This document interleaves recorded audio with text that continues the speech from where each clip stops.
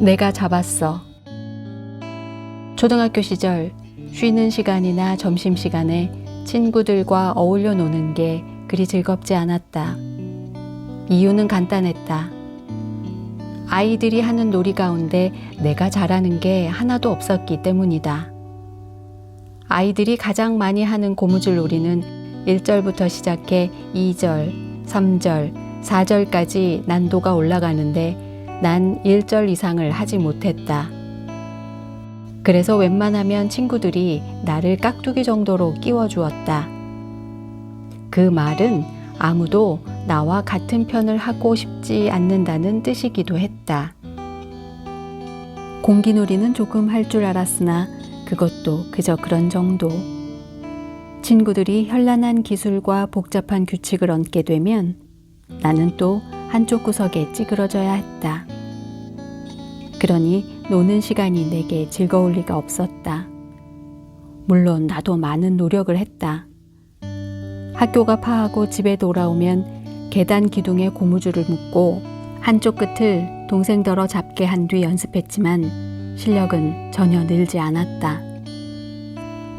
별다른 놀이 기술이 없던 탓에 초등학교 시절 친구 사귀기가 나름 힘들었다. 학창시절 공부나 성적으로 인해 열등감을 가진 적은 없었지만 놀이를 못한다는 열등감은 어릴 때부터 늘 있었다. 데이빗 위즈너의 내가 잡았어 라는 그림책은 어린 시절의 내 마음을 구구절절 담고 있다. 내가 잡았어의 데이빗 위즈너는 아이디어가 넘치는 신비한 그림 작가로 유명하다.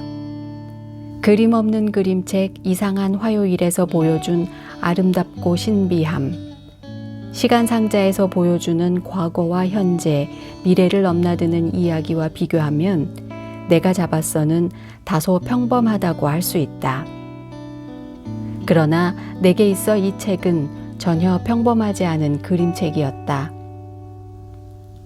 어렸을 때 놀이에 잘 끼지 못한 나의 마음을 이렇게 잘 표현할 수 있을까 싶을 정도였으니까.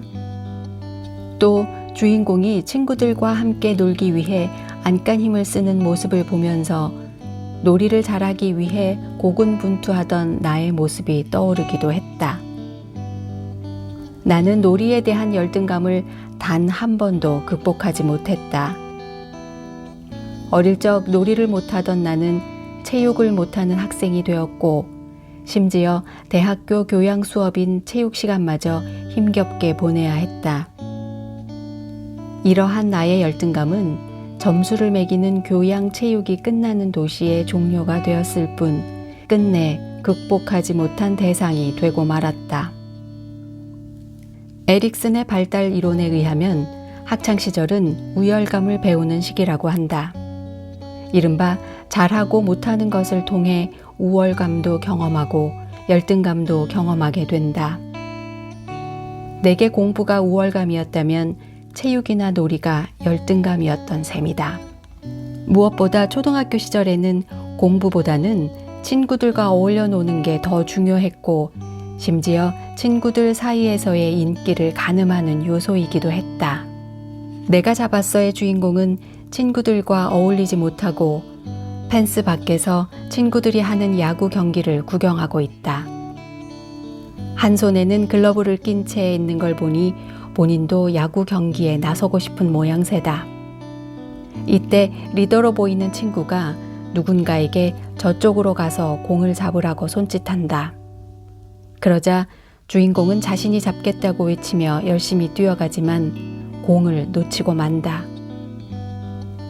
모자와 신발이 벗겨지도록 뛰다가 넘어진 주인공 옆으로 친구들의 실망하는 모습이 보인다. 다시 공을 잡으려 하지만 이번에는 나무에 부딪히고 마는 주인공. 그러나 이에 굴하지 않고 다시 일어나 공을 잡으러 간다. 이 페이지를 자세히 들여다보면 공은 크게, 주인공은 작게 그려져 있는 게 눈에 띈다. 공뿐만 아니라 주위 친구들도 주인공보다 훨씬 더 크게 그려져 있다. 결국 주인공이 잡아야 할 공은 그저 단순한 야구공이 아니라 친구들과의 우정, 신뢰, 그리고 인정이란 걸 얘기하는 작가의 미적 감각이 돋보이는 부분이다.